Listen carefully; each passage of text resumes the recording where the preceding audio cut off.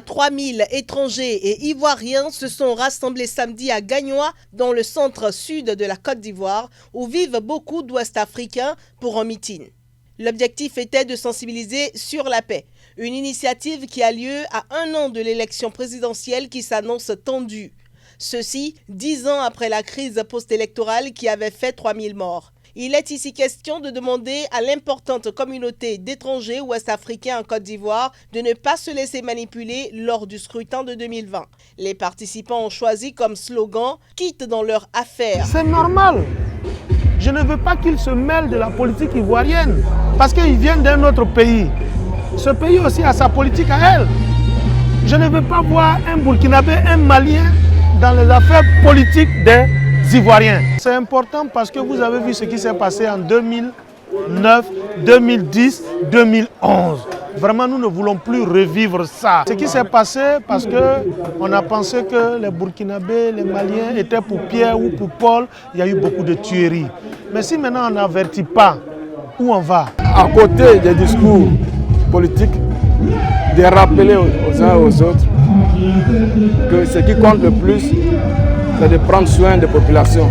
Et les populations n'ont pas besoin de guerre, n'ont pas besoin de querelles, mais ont besoin de paix et de tranquillité. Gagnoa, une importante ville à 250 km au nord-ouest d'Abidjan, a été choisie pour abriter cette rencontre en raison de sa situation de porte d'entrée dans l'ouest ivoirien qui concentre les plus fortes populations de la CEDEAO. C'est aussi la ville natale de l'ex-président ivoirien Laurent Gbagbo.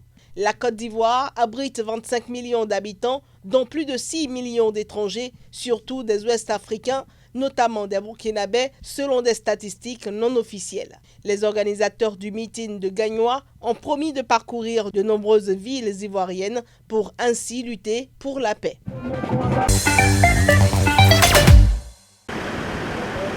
Cette paire d'attaques survenue dans le nord-est du Mali est l'une des plus meurtrières depuis l'invasion djihadiste lancée à partir de 2012 au Mali.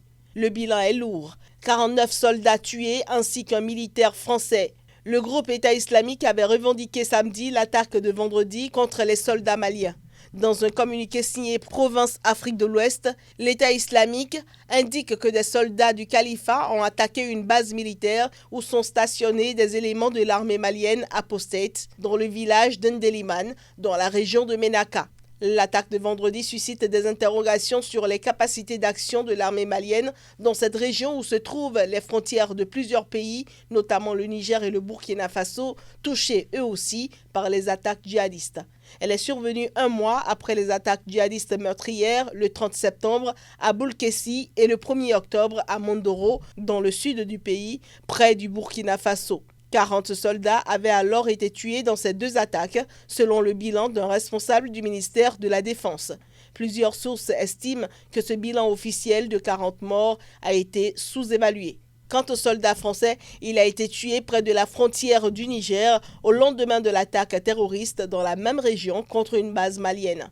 L'explosion de l'engin artisanal qui l'a tué est survenue pendant une mission de sécurisation prévue de longue date. Ces attaques surviennent 1 semaine après la mort dimanche du chef de l'État islamique, Abou Bakr al-Badawi, tué lors d'un raid américain en Syrie.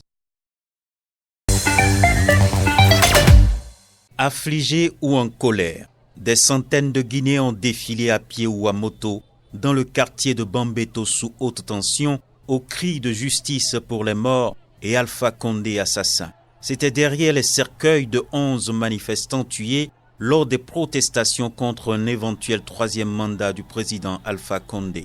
Mais des affrontements ont éclaté sur le trajet, jalonnés de pick-up de police, entre l'hôpital, où les familles et l'opposition avaient récupéré les corps, et la mosquée, où était prévue une prière avant l'inhumation.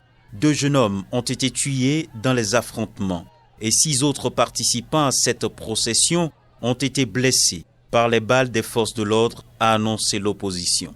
Il était sorti pour chercher les petits déjeuners, pour chercher des haricots. C'est à son retour qu'on l'a tiré sur son dos. Il n'avait ni l'arme de blanche, ni caillou, ni un bois, ni rien. On l'a tiré comme tel. Le 14 et le 15, 2 de mes frères ont été assassinés à bout portant. Ce n'étaient pas des manifestants.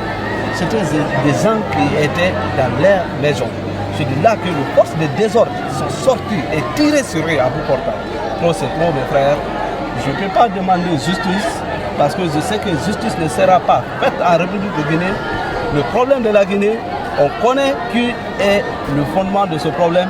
Ce n'est ni Paul, ni Pierre, c'est le professeur Alpha Condé. Donc nous sommes là aujourd'hui pour organiser des funérailles pour ces 11 victimes de la ville de Conakry, parce qu'il y a eu 2 à Mamou et un autre à Marella dans Farana. Pour rendre hommage à ces compatriotes qui ont fait le sacrifice ultime pour que triomphe dans notre pays la démocratie et l'état de droit. Petit pays de 13 millions d'habitants, la Guinée est en proie depuis le 14 octobre dernier à une intense contestation contre l'éventualité d'un 3e mandat du président Alpha Condé. Une quinzaine de manifestants ont été tués depuis cette date selon l'opposition.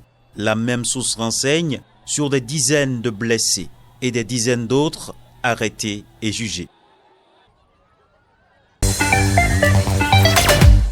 Santé, droits sexuels et reproductifs des adolescents et jeunes, une priorité des gouvernements en Afrique.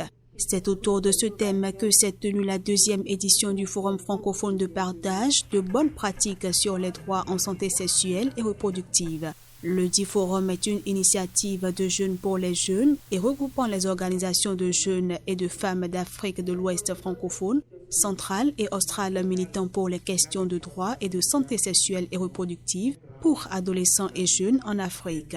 Il se veut un forum inclusif prenant en compte les aspirations des organisations de jeunes et de femmes pour mieux répondre aux défis liés aux questions de santé et de reproduction. Les droits sexuels sont une composante des droits humains, lesquels contribuent à la liberté, à l'égalité, à la dignité de chacun. Il ne peut être ignoré dans le circuit de vie de tout être. Nous devons préserver, nous devons être intransigeants et passionnés dans nos efforts visant à réduire la stigmatisation à tous les niveaux, améliorer l'accès aux services et faire en sorte que la sexualité soit de plus en plus reconnue comme une dimension positive de la vie humaine dans les us et coutumes de nos États africains. Aux côtés d'autres acteurs, nous, IPPF, avons travaillé d'arrache-pied pour assurer que tous, particulièrement les jeunes et les plus vulnérables, soient libres de faire des choix éclairés en matière de leur sexualité dans un monde sans discrimination. Soyez rassurés, nous allons vous assister, nous allons vous accompagner pour que les décideurs puissent vraiment prendre des mesures pour assurer votre sécurité et vos droits. Les recommandations issues de ce forum seront présentées au sommet de Nairobi au Kenya, qui marque la 25e année de la Conférence internationale pour le développement et la population.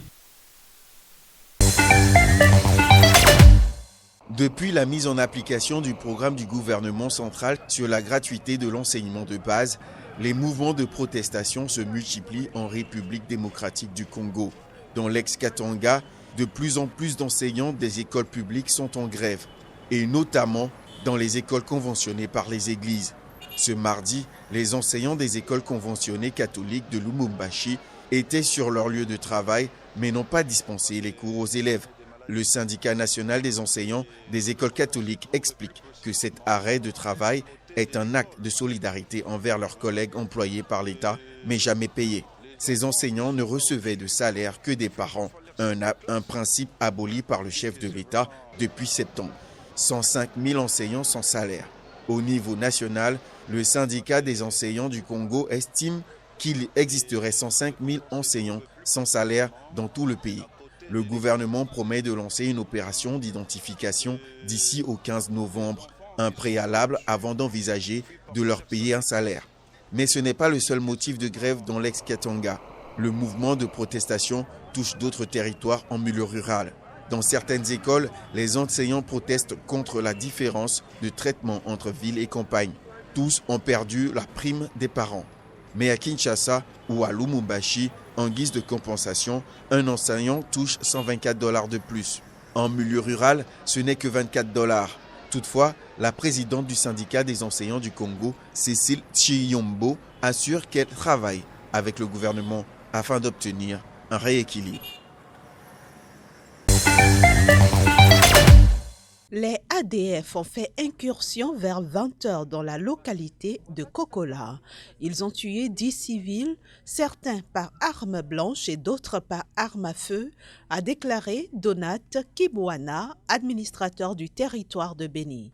L'armée régulière avait annoncé la semaine dernière des opérations d'envergure dans la région de Béni, théâtre de massacres de civils depuis 5 ans et d'une épidémie d'Ebola, déclarée le 1er août 2018. Les ADF sont coincés par le feu de l'armée congolaise. C'est ainsi qu'ils cherchent à semer la terreur au sein de la population, a déclaré un porte-parole de l'armée dans la région, le major Marc Azuke. Nous continuons notre travail. Cependant, nous déplorons ce qui est arrivé à nos compatriotes à Kokola, a-t-il ajouté, en refusant de se prononcer sur le bilan humain de l'attaque des miliciens.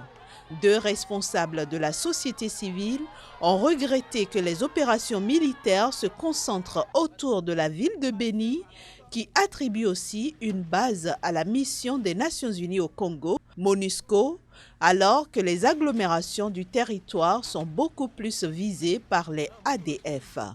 Nous saluons le lancement des opérations militaires, mais nous demandons que cela se fasse sur 3 axes, centre, sud et nord, ont-ils ajouté. Historiquement, des rebelles ougandais qui luttent contre le président Yoweri Museveni, les ADF se sont repliés dans l'ex de la RDC dans les années 90. À moins de 3 semaines de la présidentielle en Guinée-Bissau, le bras de fer entre le président José Mario Vaz et la communauté internationale se durcit. Le Conseil national de la défense, convoqué ce mardi soir par le président sortant, a reçu l'ordre de former une force conjointe et de faciliter l'accès aux institutions gouvernementales aux membres du gouvernement de Faustino Ambali.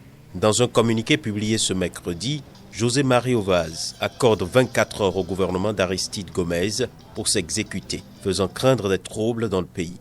Mais Aristide Gomez a de son côté déclaré toujours ce mercredi à la presse que la réunion du Conseil national de défense était illégale parce que la partie gouvernementale légitime n'y a pas participé. Tout ceci relève du renversement du gouvernement actuel, découle d'une tentative de putsch, a-t-il ajouté. La communauté économique des États de l'Afrique de l'Ouest, qui soutient Aristide Gomez, a lancé une dernière fois un appel solennel à tous ceux qui ont été abusivement entraînés dans le gouvernement illégal de Faustino Ambali, afin qu'il démissionne. Les gens qui sont dans le gouvernement disposent encore de 48 heures pour faire connaître leur décision de démission à la CEDEAO en Guinée-Bissau, a déclaré le représentant de l'organisation ouest-africaine à Bissau, Blaise Diplo. Au-delà de ce jeudi, ils seront passibles de lourdes sanctions lors du sommet extraordinaire de la CEDEAO prévu à Niamey au Niger le vendredi 8 novembre, a-t-il ajouté. Ouverte le 2 novembre dernier, la campagne électorale se poursuivra jusqu'au 22 novembre prochain, avec 12 candidats en lice, dont le président sortant, José Mario Vaz.